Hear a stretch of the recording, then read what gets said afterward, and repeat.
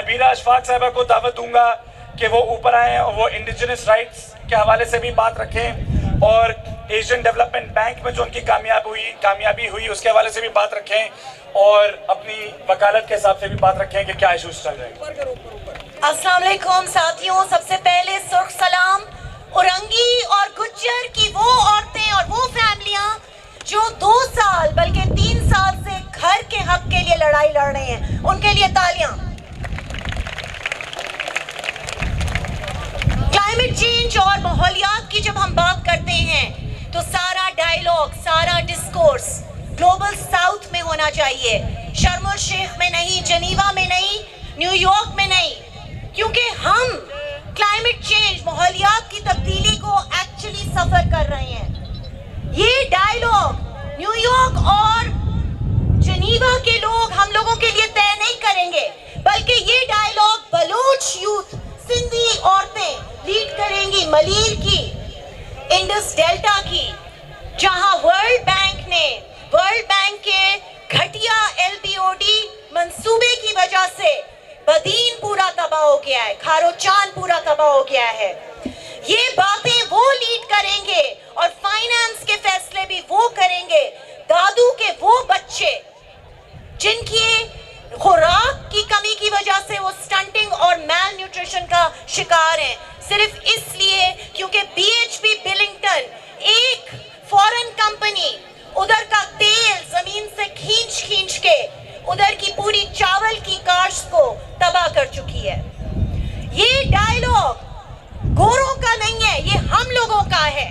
हम लोग फैसला करेंगे क्लाइमेट के बारे में। ये बात होगी घोटकी और ढेरकी के उन इलाकों में जहां एंग्रो और दीगर फौजी MNCs गैस निकाल के लोगों को भूखा और तबाह कर चुके हैं। और ये बात होगी घर के अंदर, उन कोयले के इलाकों के अंदर जहां कोयले की माइनिंग तेजी से चल रही है और लोगों को तबाह कर रही है। हमारे 3 दुश्मन हैं, साम्राज्य, सरमायादारी निजाम यानी कैपिटलिज्म और आखिरी पिदरशाहियत। साथ मिलकर आवाज उठाएं और हम लोग सब क्लाइमेट जस्टिस की जंग जीतेंगे। शुक्रिया, बहुत बहुत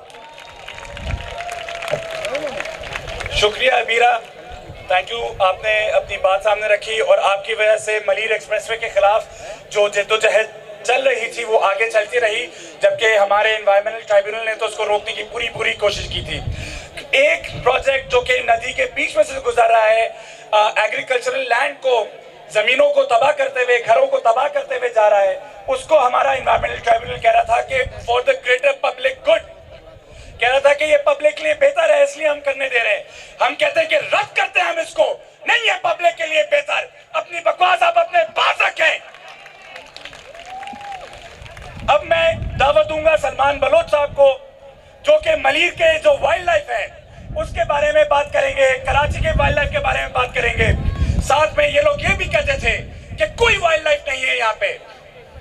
सलमान बलोच खुद गवाह है कि यहाँ पे कितने रिकॉर्डेड वाइल्ड लाइफ है, बात कीजिएगा। और साथ में अरसलान को मैं कहूंगा औरंगी से जो आए हैं कि वो साथ में आए, और साथ में मैं मजदूर रहनुमा करामत अली साहब का भी वेलकम करूंगा कि वो यहाँ पे आए हुए। Thank you.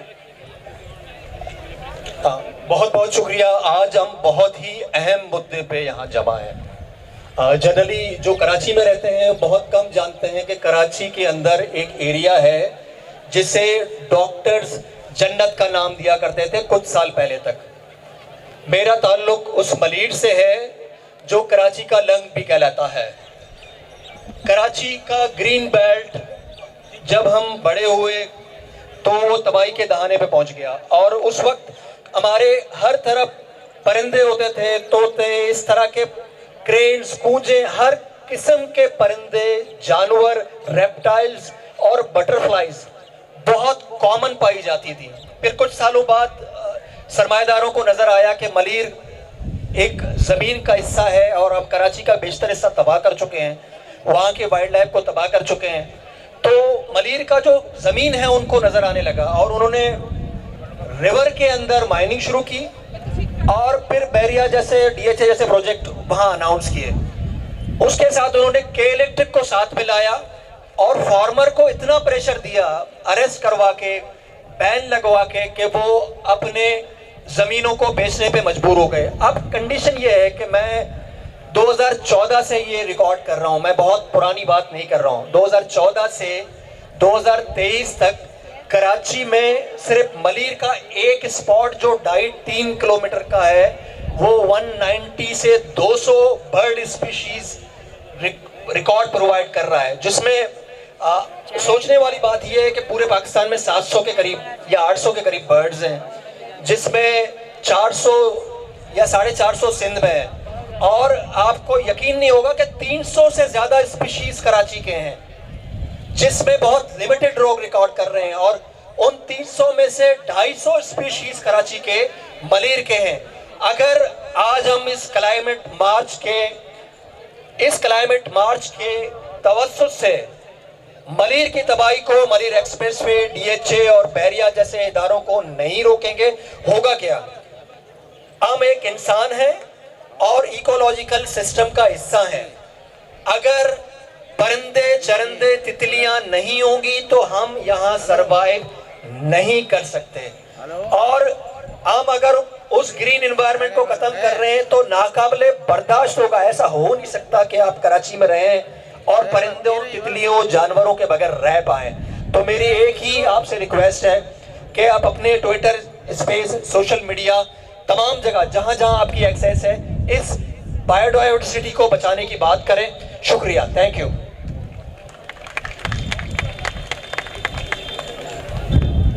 शुक्रिया जी। सलमान भाई, आपने वाइल्ड लाइफ के हवाले से बात की, आपने मलीर के हवाले से फर्दर बात की।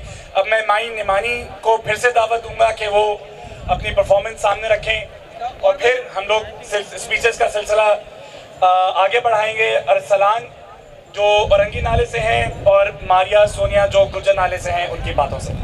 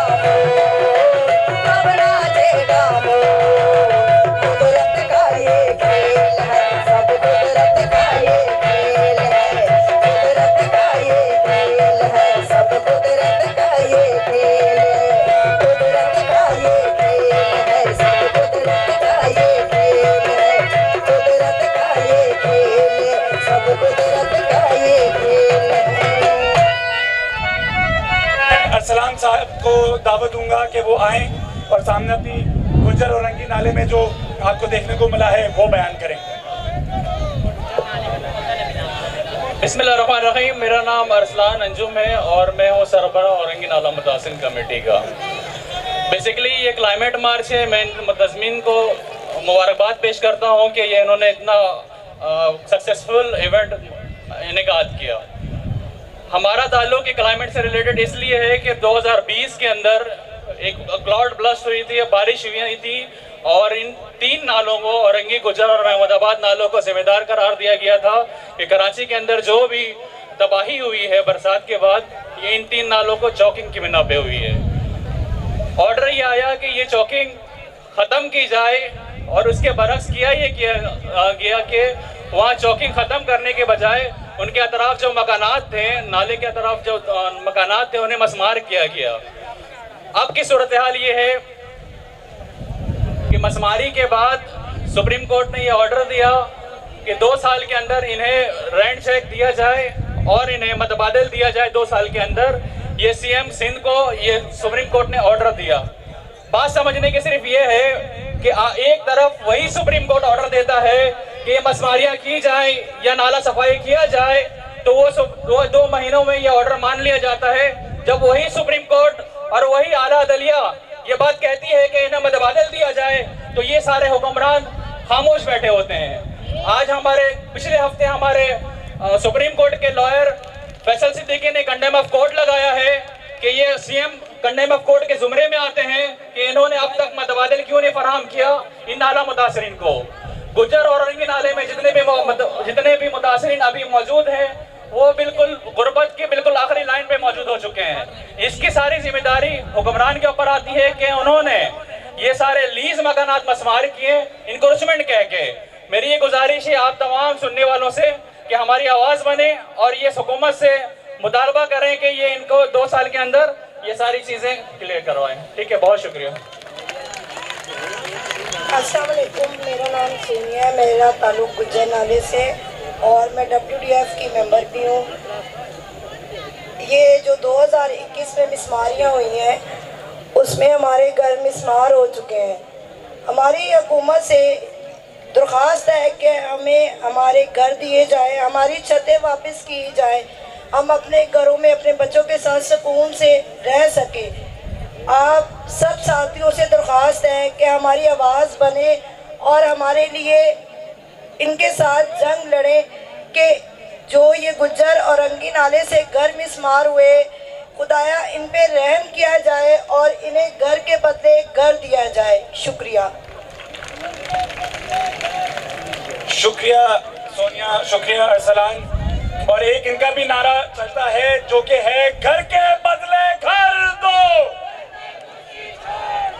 घर के बदले घर दो, वरना कुर्सी छोड़ दो, घर के बदले घर दो, घर के बदले घर दो। इसके बाद मैं हिना पठानी और हिना बलोच को भी दावत दूंगा कि वो एक के बाद एक ट्रांसजेंडर कम्युनिटी की भी, ख्वाजा सरा कम्युनिटी की भी बात सामने रखें, जिनका सैलाब ज़दगान के उसमें बिल्कुल कोई ख्याल नहीं रखा गया। सैलाब ज़दगान के उसमें तो छोड़े, शहर में ख्याल नहीं रखा जाता। पहले हिना पठानी साहिबा से कहूँगा, दरख्वास्त करूँगा कि वो आके बात करें, फिर हिना बलोच साहिबा बात करें। अस्सलाम वालेकुम एवरीवन। मुझे बहुत खुशी हुई इतने सारे तादाद लोगों को, बहनों को, भाइयों को, बच्चों को देखकर और मेरे ट्रांसजेंडर को देख के, ख्वाजा सराओं को देख के मैं बहुत फ़ख्र महसूस कर रही हूँ, बहुत खुशी महसूस कर रही हूँ। और सबसे पहले मैं क्लाइमेट मार्च वालों की शुक्रगुजार हूँ कि उन्होंने हमें मौका दिया, स्टेज पे बुलाया और हमारे ख्वाजा सराओं को सराहाया, आगे बढ़ाया। हम भी इनके साथ हैं शाना बशाना, जब भी इनको हमारी ज़रूरत पड़ेगी, हमारी टीम, हमारे ख्वाजा सरा, हम सब इनके साथ हैं। और मैं ये कहना चाह रही हूँ कि हमारा एक इजड़ा फेस्टिवल हो रहा है, बगैर किसी मिलावट के, बगैर किसी सियासत के, बगैर किसी रुकावट के पाक और साफ इजड़ा फेस्टिवल होने वाला है, जिसकी मैं सदर हूँ। इजड़ा फेस्टिवल की मैं सदर हूँ, हिना पठानी, जो पहली दफा कराची सिंध में होने जा रहा है। और आज बात हो रही है फिजा के ऊपर, इस मौसम के ऊपर। ये कुदरत की चीजें हैं, कुदरत के नज़ारे हैं। इसमें दखल अंदाजी ना करें। मेरा तजुर्बा और मेरी सोच ये कहता है कि पहले अपनी ज़हनों को साफ करो, अपने दिलों को साफ करो। इससे ये दुनिया और ये कुदरत भी आप लोग से राजी होगी और खुदा भी राजी होगा। जब हमारे दिलों में, हमारे ज़हनों में और फतूर होगा, महल होगा, तो कुदरत भी हमसे नाराज होगी, वो भी हम पे आलूदगी बरसाएगी, गंदगी बरसाएगी हवाओं में, फिजाओं में। हम इस जमीन के कीड़े हैं, हम इस जमीन के कीड़े हैं। हम इंसान तो हैं मगर हम इस जमीन के कीड़े हैं। हम क्यों नहीं अपने दिलों को साफ करें, क्यों नहीं मजबूत हो जाए, क्यों ना इत्तेफाक पैदा करें, क्यों नहीं अपने दिलों को साफ करें, क्योंकि दिल में खुदा का घर होता है, दिलों में खुदा बसता है। इन खुदारा इन दिलों को साफ करें और अपने ज़हनों को साफ करें, अल्लाह राजी होगा, सब कुछ फ्रेश होगा। हमारा नारा है खड़े करो, खड़े करो, खड़े करो, खड़े करो। थैंक यू सो मच, आपका बहुत ज़्यादा। अब मैं दावत दूंगा कि हिना बलोच जो सिंध मूरत मात से हैं वो आके भी अपनी बात सामने रखें। हिना मुझे नज़र नहीं आ रही है।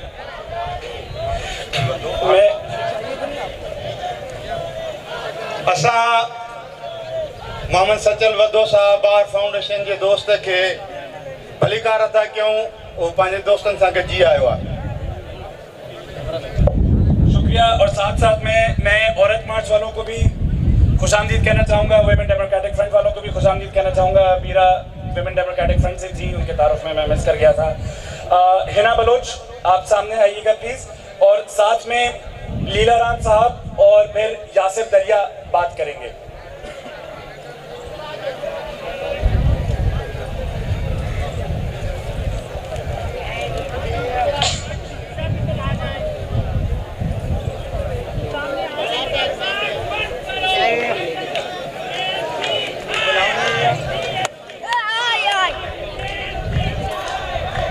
अस्सलाम वालेकुम। हिंद की माइयों को सुरखेना का सलाम, यारी मदद। सिंध मूरत मार्च की तरफ से मैं आज ख्वाजा सरा कम्युनिटी को यहाँ रिप्रेजेंट कर रही हूँ और मैं आप लोगों को ये बताना चाहती हूँ कि जो सैलाब आए सिंध में, पंजाब में, केपी में, बलोचिस्तान में, केपी और पंजाब में ख्वाजा सरा कम्युनिटी के इन सैलाबों के नतीजे में 2000 घर जो है वो सैलाबी रेले में डूबे।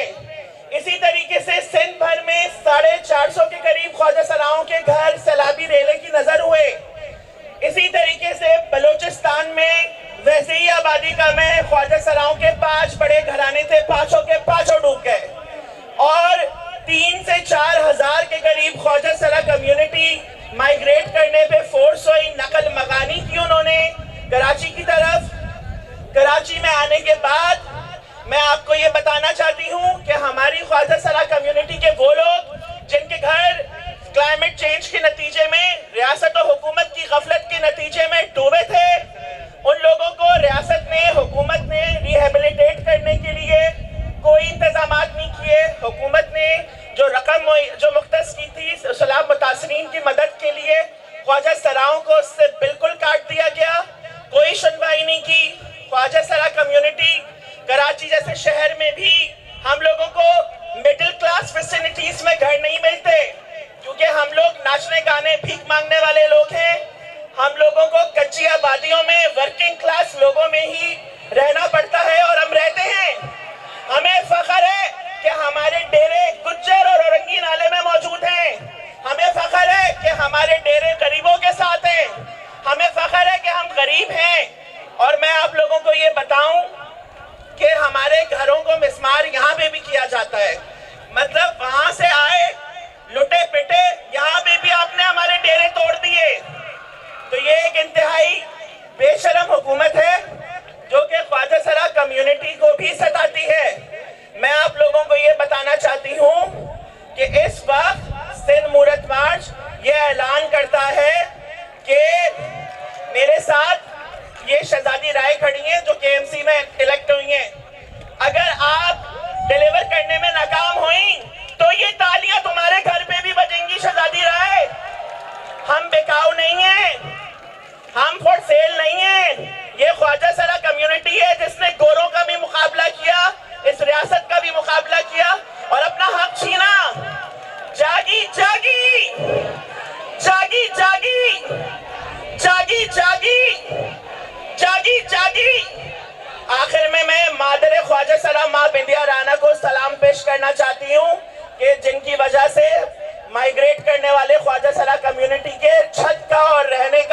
पीने का इंतजाम उन्होंने किया, जो कि इस बेगैरत रियासत की जिम्मेदारी थी।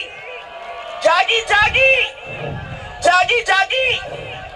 और क्लाइमेट मार्च के साथियों का बहुत शुक्रिया कि उन्होंने सिंध मूरत मार्च से ख्वाजा सरा कम्युनिटी को बात रखने की दावत दी। बहुत शुक्रिया।